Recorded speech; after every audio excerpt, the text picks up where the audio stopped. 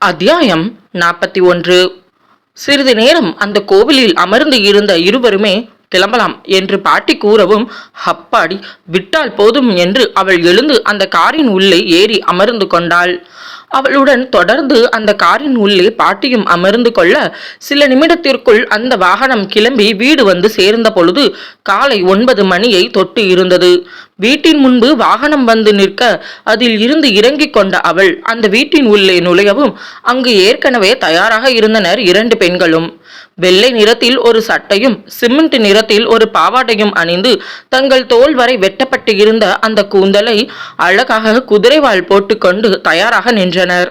ஒரு கையில் கை கடிகாரத்தை கட்டி கொண்டு இருந்த ஹரிணி அந்த வீட்டின் உள்ளே நுழைந்த அவளை மேலிருந்து கீழாக ஒரு பார்வை பார்த்தாள்.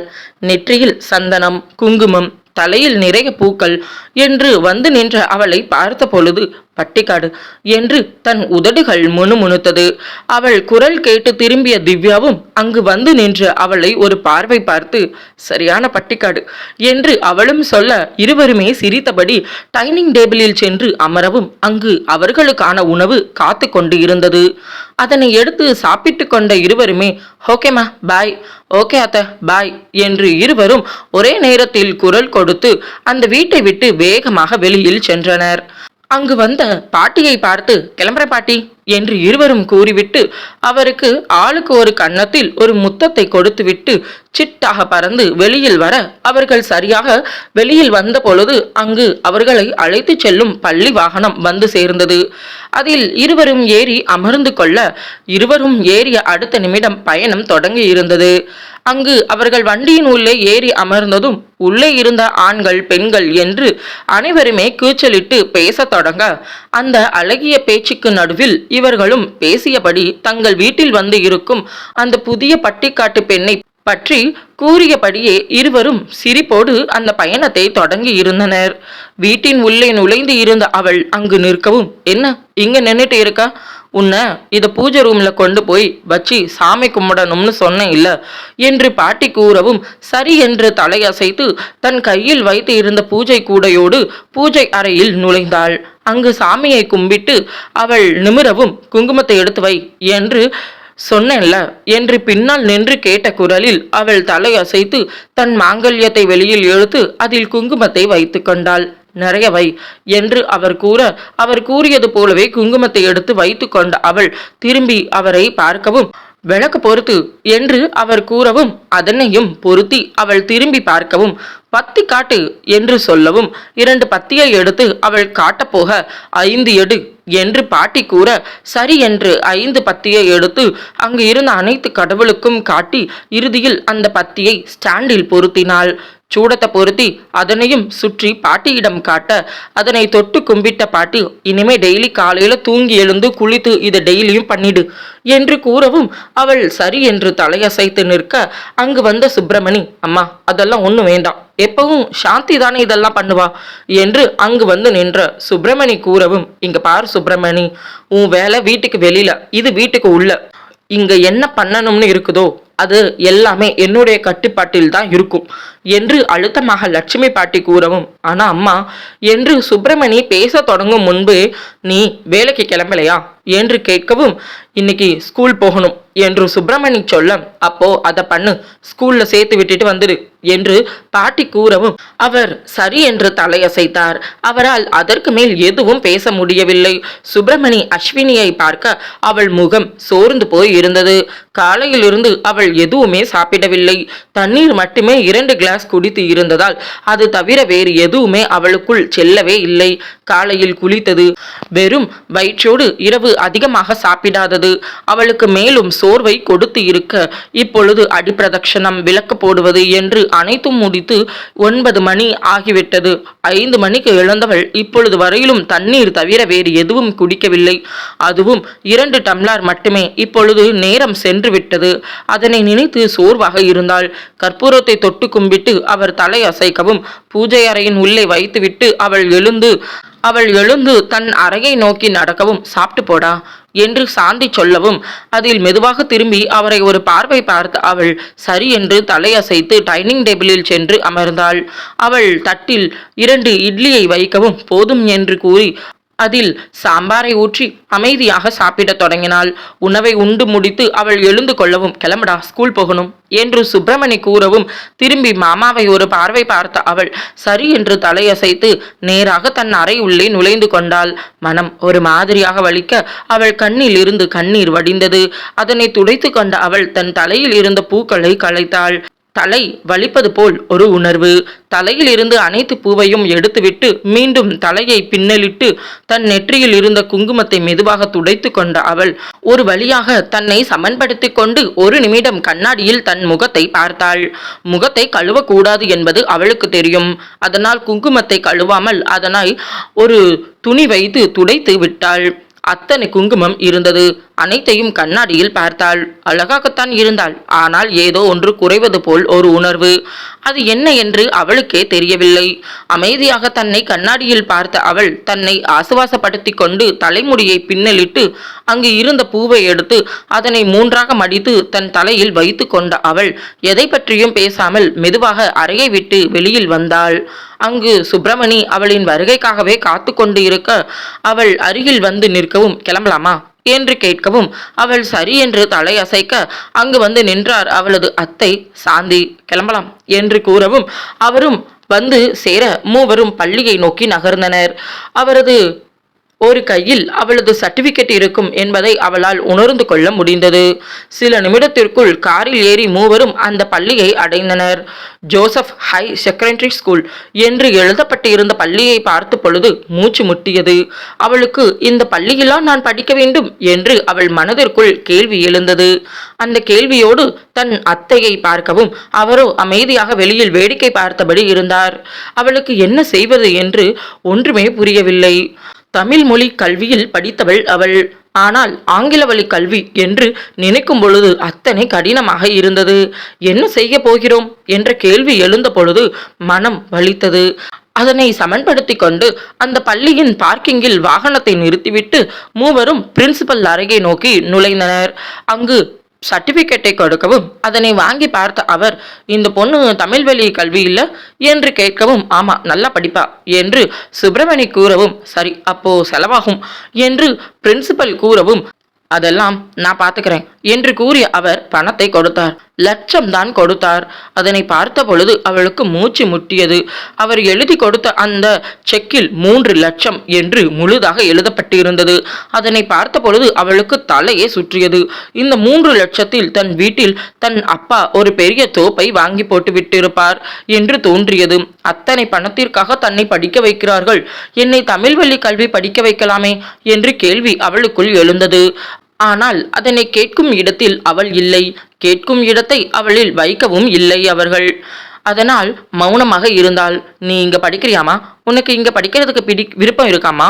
இப்படி எந்த கேள்வியும் கேட்கப்படவில்லை. கட்டாயமாக திணிக்கப்பட்டது கல்வி அவள் வாழ்க்கையில். சில நிமிடத்திற்குள் அங்கு வந்தார் ஒருவர். பியூன் என்று அவர் உடை அணிந்து இருப்பதை வைத்து அவளால் உணர்ந்து கொள்ள முடிந்தது. இந்த பொண்ணுக்கு தேவையான எல்லாம் எடுத்து கொடுங்க என்று கூற சில நிமிடத்திற்குள் அவளுக்கு தேவையான ஆடையில் இருந்து அவள் பயன்படுத்த தேவையான புத்தகம், பேக் என்று அனைத்துமே அந்த பள்ளியின் உள்ளே கிடைத்தது. அதனை வாங்கி அவளின் கையில் கொடுக்கவும் அதனை பெற்றுக்கொண்ட அவள் அவர்களை பார்க்கவும், திங்கட்கிழமையில இருந்து ஸ்கூல் வந்து சேருவா என்று கூறிவிட்டு அனைத்தையும் எடுத்துக்கொண்டு வீடு வந்து சேர்ந்தனர். எல்லாத்துக்கும் அட்டை போடணும்ல என்று சோர்வாக சுப்பிரமணி சொல்லவும், நான் போட்டுக்கிறேன் அத்தை என்று அவள் கூற, தெரியுமா உனக்கு என்று சாந்தி கேட்கவும், தெரியும் என்று அவள் கூற, சரி அப்போ நான் வாங்கி கொடுக்கிறேன் என்று கூறிய சுப்பிரமணி வாட்ச்மேனிடம் சொல்லி வாங்கி கொடுத்து விடும்படி கூறிவிட அவரும் சரி என்று சொல்லி அவருக்கு வாங்கி கொடுத்து விட்டார். சுப்பிரமணி வேலைக்கு சென்ற பின்பு அவள் தன் முன்னால் இருந்த புத்தகங்கள் அனைத்தையும் எடுத்துக்கொண்டு தன் அறை உள்ளே நுழைந்த பொழுது ஆங்கிலம் ஆங்கிலம் ஆங்கிலம் அனைத்தையும் ஆங்கிலம். அவளுக்கு ஆங்கிலம் படிக்க தெரியும். ஆனால் மிக எளிமையான சில வார்த்தைகள், சில கடினமான வார்த்தைகளும் தெரியும், வாசிக்க கூட தெரியும். ஆனால் இதில் இருக்கும் ஆங்கில வார்த்தைகளை படிப்பதற்கே அவளுக்கு தலை சுற்றியது. அவள் தலையில் கையை வைத்து தன் புத்தகத்தை பார்த்து கொண்டு இருந்தாள். தமிழ் மட்டுமே தமிழில் இருக்க மற்ற அனைத்து மொழியுமே ஆங்கிலம். இது என்னது என்று திறந்து பார்த்த பொழுது அது ஹிந்தி என்று உணர்ந்து கொள்ள முடிந்தது. இது எனக்கு எப்படி தெரியும் என்று கேள்வி எழுந்தது. தான் எப்படி இதனை படிக்கப் போகிறேன் என்று அவள் நினைத்த பொழுது அவள் மனதிற்குள் மிக பெரிய அழுத்தம் ஏற்பட்டது. அஸ்வினி என்ன செய்ய போகிறாள்? அத்தியாயம் 42. 2 நாட்கள் கடந்தது தெரியவில்லை அனைவருக்கும். ஆனால் அவளுக்கு மட்டும் என்னவோ 2 நாட்கள் 2 வருடங்கள் போல் அத்தனை கடினமாகவே கடந்து இருந்தது. இந்த 2 நாட்களும் அவள் புத்தகத்தை திறந்து ஏதேனும் படிக்க முடிகிறதா என்று முயற்சி செய்து பார்த்தாள். அவளால் சுத்தமாக முடியவில்லை. அதற்கு ஒன்றுமே வார்த்தைகளுக்கு வாக்கியம் வடிவமைக்க தெரியவில்லை. ஆங்கில புத்தகத்தை திறந்து கிராமரை பார்க்கும் பொழுது அவளுக்கு தலை சுற்றி கிறுகிறுவென்று வந்தது. என்ன செய்வது என்று தெரியாமல் அந்த 2 நாட்களும் புத்தகத்தை ஏதேனும் ஒரு வார்த்தையாவது கற்றுக்கொள்ள வேண்டும் என்று நினைத்து அதனை கடினப்பட்டு கற்றுக்கொள்ளவும் முயற்சி செய்தாள். அனைத்தும் ஓரளவுக்கு வெற்றி வந்தாலும் அவளால் முழுமையாக எதையும் கற்றுக்கொள்ள முடியவில்லை. எதனையும் கற்றுக்கொண்டே விட்டாக வேண்டும் என்று அவள் முயற்சிகள் 2 நாட்களும் கொஞ்சம் கொஞ்சமாக வீண் என்று ஆனது. இன்று அவளுக்கு பள்ளி. காலை 5 மணி அளவில் எப்பொழுதும் போல் கண் விழித்து விட்டாள். தூக்கத்தில் இருந்து கண்ணை விழித்ததும் கீழே சென்று தண்ணீர் குடித்து பல் துலக்கி குளித்து முடித்து உடையை மாற்றி கீழே வந்தாள். அங்கு அவளுக்காகவே காத்து கொண்டு இருந்த அவளது அத்தை அவள் கையில் காஃபி கோப்பையை கொடுத்து, குடிச்சிட்டு யூனிஃபார்ம் போட்டுட்டு ரெடியாயிரு, வேன் 9 மணிக்கு வந்துடும் என்று கூறவும் அதை கேட்டதுமே சரி என்று தலையசைத்து மீண்டும் அறை உள்ளே நுழைந்தாள். அங்கே இருந்த ஆடையை வெளியில் எடுத்தாள். அவளுக்கு பள்ளியில் 6ஆம் வகுப்பு இருந்து சுடிதார் தான். ஆனால் இங்கு அப்படி அதற்கு முற்றிலும் நேர்மாறாக இருந்தது அந்த பாவாடை சட்டை. ஒரு வெள்ளை நிறத்தில் சட்டையும் அதற்கு ஒரு சிமெண்ட் நிறத்தில் கோட். அதே நேரத்தில் பாவாடை. அதனை எடுத்துக்கொண்ட அவள் அணிந்து தன்னை ஒரு நிமிடம் கண்ணாடியில் பார்த்தாள்.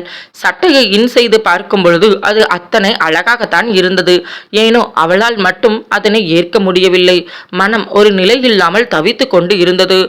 காதில் மாட்டியிருந்த ஜிமிக்கி கம்மல் அங்கும் இங்கும் ஆடிக்கொண்டு இருக்க அந்த அறையின் கதவு தட்டப்பட்டதில் இதோ வந்துட்டேன் என்று அறையின் கதவை திறக்க அங்கு வந்து நின்றார் அவளது அத்தை. கிளம்பிட்டியா என்று அவர் பார்க்கவும், அழகா இருக்க யூனிஃபார்ம்ல என்று கூறிய அவர் அவள் தலைமுடியை விரித்துவிட்டு, இங்கு ரெட்டச்சடை எல்லாம் பின்ன வேண்டாம்டா, அதான் சொல்லிட்டு போக வந்தேன். அப்புறம் காதுல போட்டு இருக்க இல்ல ஜிமிக்கி கம்மல், அதை கலட்டிடு, இந்த கம்மல் போட்டுக்கோ என்று சிறியதாக நட்சத்திர வடிவில் இருந்த அந்த சிறிய தங்கத்தோடை காட்டினார். அவள் சரி என்று தலையசைத்து காதில் மாட்டியிருந்த தங்க ஜிமிக்கி கம்மலை கலட்டி அவரின் கையில் கொடுத்து அவர் கொடுத்த அந்த கம்மலை காதில் மாட்டிக்கொண்டாள். இந்த லாக்கர் உள்ள வச்சு போட்டிக்கோ, பத்திரமா வச்சுக்கோ சாவியா என்று அவள் கையில் கொடுக்கவும் அந்த ஜிமிக்கி கம்மலை வாங்கி பத்திரமாக வைத்து கொண்டாள். குங்குமம் வச்சுக்கோ, பட் யார் கண்ணுக்கும் தெரிய வேண்டாம் என்று சாந்தி சொல்லவும் சரி என்று தலையசைத்து நெற்றி வகுட்டில் கொஞ்சமாக குங்குமம் வைத்து அதனை மறைத்து கொண்டாள். அத்தனை அழகாக தயாராக இருந்தாள். பார்ப்பதற்கு ஏதோ பட்டிக்காடு என்று இப்பொழுது கூறினாள். இல்லை என்று கூறும் அளவிற்கு அவள் அத்தனை அழகாகவே இருந்தாள். விரித்து விடப்பட்ட கூந்தல் இடையை தாண்டி அத்தனை அழகாக நீண்டு இருக்க அது அவளுக்கு மேலும் அழகை கொடுத்து இருந்தது. முகத்தில் எந்த ஒரு ஒப்பனையும் இன்றி அத்தனை அழகாக தயாராகி நின்ற அவளை பார்த்த பொழுது அவள் அத்தை ரொம்ப அழகா இருக்கடா என்று கூறவும் அவள் இதழில் ஒரு மெல்லிய புன்னகை. அது எதற்கு என்று கேட்கும் அளவிற்குத்தான் இருந்தது. மௌனமாக அவரை பார்த்து புன்னகைத்த அவள் தயாராகி நின்றாள். சில நிமிடத்திற்குள் அங்கு வந்த திவ்யா அவளை மேலிருந்து கீழாக ஒரு பார்வை பார்த்து எதுவும் பேசாமல் அங்கு இருந்த இருக்கையில் அமர்ந்து, அம்மா சாப்பாடு எடுத்து வைங்க, நேரம் ஆகுது என்று தன் கைக்கடிகாரத்தை பார்த்தபடியே அவள் கூறவும் அவள் சரி என்று தலையசைத்து அவளுக்கு உணவை எடுத்து வைத்தார். கையில் ஆடிக்கொண்டிருந்த கண்ணாடி வளையலோடு அவள் அங்கிருந்த இருக்கையில் அமர்ந்து கொள்ள அவள் தட்டினில் 2 இட்லி வைக்கப்பட்டது. அதனை உண்டு முடித்த அவள் எழுந்து கொண்டாள்.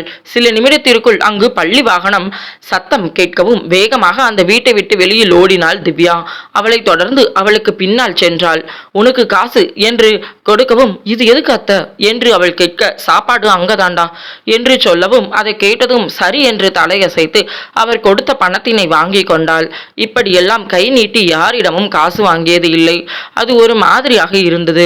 அதனை வாங்கி கொண்டு அவள் அமைதியாக அந்த பஸ்ஸின் உள்ளே ஏறி அமர புதியதாக அந்த வீட்டிலிருந்து ஏறிய பெண்ணை அனைவரும் பார்க்கவும், இது நான் சொன்ன இல்ல அந்த பட்டிக்காடு என்று கூறியபடியே அங்கிருந்த இருக்கையில் அமர்ந்து மெல்லிதாக தன் தோழியின் காதில் கூறினாள் திவ்யா.